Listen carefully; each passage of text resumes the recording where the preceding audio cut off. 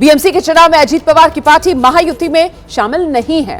अजीत पवार की पार्टी अकेले चुनाव मैदान में है। एबीपी न्यूज से बातचीत में अजीत पवार ने कहा है, आजकल चुनाव में धनबल का इस्तेमाल बढ़ गया है। अजीत पवार ये भी कह रहे हैं कि उन्होंने सुना है कि वोटर्स को पैसे तक बांटे जा रहे हैं। 91 में एमपी के लिए खड़ा था, 3,50,000 रुपए खर्चा आया था। आज 3,50,000 रुपया एमपी के लिए, मेंबर ऑफ पार्लियामेंट। अभी अगर आपने थोड़ा बहुत किया है तो क्या अभी ये तो कहते हैं 18-18, 20-20 हजार रुपए एक वोटर को दिया जा रहा है। सही में यहाँ पर भी वैसे ही हो रहा है? मैंने देखा था, मेरे प्रचार नहीं सुना तो होगा आपने। ये वोट ऐसा चुनाव बहुत महंगा हो गया कहते हैं। ऐसे कान पे आता है, चुनाव बहुत महंगा हो गया, ऐसा सुनने को मिलता है। ये कौन बीजेपी करती मित्र पक्षी नहीं, कर रहे हैं ना? ये मैंने नहीं देखा, लेकिन सुनने को आता है कि ऐसा ऐसा यहाँ बहुत कुछ चालू है। तो पैसे का जोर या ताकत जीतेगी या अजीत पवार का काम जीतेगा? अगर लोगों ने काम देखकर वोट देंगे तो मैं जीतूंगा। तो एबीपी न्यूज पर अजीत पवार का ये पूरा इंटरव्यू आप जरूर देखिएगा आज दोपहर 1:30 बजे। वहीं नगर निकाय चुनाव के प्रचार में जुबानी हमले देखिए जमकर किए जा रहे हैं। उद्धव और राज ठाकरे पर महायुति की तरफ से जोरदार पलटवार किया गया है। मुंबई के शिवाजी पार्क में सीएम देवेंद्र फडणवीस ने एक बार फिर कह दिया कि बीएमसी में सिर्फ मराठी व्यक्ति ही सत्ता संभालेगा। ही मराठी माणसाच्या अस्तित्वाची निवडणूक नाही आणि तुम्ही या ठिकाणी आम्हाला सांगता आपलं अस्तित्व संपून जाईल। अरे मराठी माणसाच्या अस्तित्वाची लढाई नाहीये, तुमचं अस्तित्व पणाला लागलेलं आहे। आणि म्हणून पुन्हा एकदा सांगतो, तुम्ही म्हणजे मराठी नाही, तुम्हीच म्हणजे महाराष्ट्र नाही, तुम्ही म्हणजे मुंबई नाही, मुंबई म्हणजे ही बसलेली जनता आहे।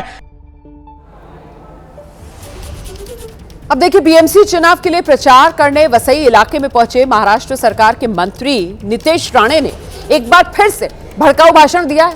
अपने भाषण में नितेश राणे ने विशेष समुदाय के लोगों को निशाना बनाया और यहां तक कह दिया, वसई और विरार के लोगों को आई लव महादेव वाला मेयर बनाना चाहिए, ना कि आई लव मोहम्मद वाला। अपने भाषण में नितेश राणे फिर से विशेष समुदाय के लोगों को धमकाते दिखे। नितेश राणे ने कहा कि हिंदू समाज के लोगों को एकजुट होकर बीएमसी चुनाव में मतदान करना है ताकि हिंदूवादी सोच वाले ही बीएमसी पर काबिज हों। महाराष्ट्र की में सरकार ये हिंदुत्ववादी सोच की सरकार है। हमारे मुख्यमंत्री ये हिंदुत्ववादी सोच के मुख्यमंत्री है। इसलिए मुख्यमंत्री अगर हिंदुत्ववादी सोच के होंगे तो आपको यहाँ का मेयर भी हिंदुत्ववादी सोच का, मतलब आई लव महादेव वाला ही बिठाना है। इतना मैं आपको कवर कर जाऊंगा। जय श्री राम बोलने वाले ही हमको इस शहर में दिखने चाहिए।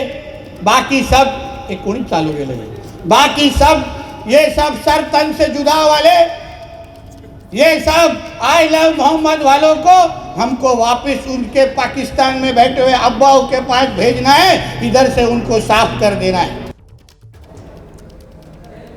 देखिए, नितेश राणे ने चुनाव प्रचार में योगी आदित्यनाथ के बुलडोजर एक्शन का भी खूब जिक्र किया है। सुनिए। जहां जहां भी ये जिहादी चुन के जाते हैं वो यही करते, बाकी कुछ करते नहीं। उनको लगता है ये वसई विरार उनके अब्बा के पाकिस्तान में बैठे हुए अब्बा का है, जो कुछ भी करेंगे हम इधर सहन करेंगे। उनको मालूम नहीं ये देवा भाऊ का महाराष्ट्र है, यहाँ कुछ भी चलेगा नहीं। मैं यहाँ हमारे योगी जी का भी किधर को फोटो देखा, अभी योगी जी का फोटो इधर आएगा तो मतलब बुलडोजर इधर चलेगा। बुलडोजर चला, अभी ऑयलिंग करने के लिए भेजा है।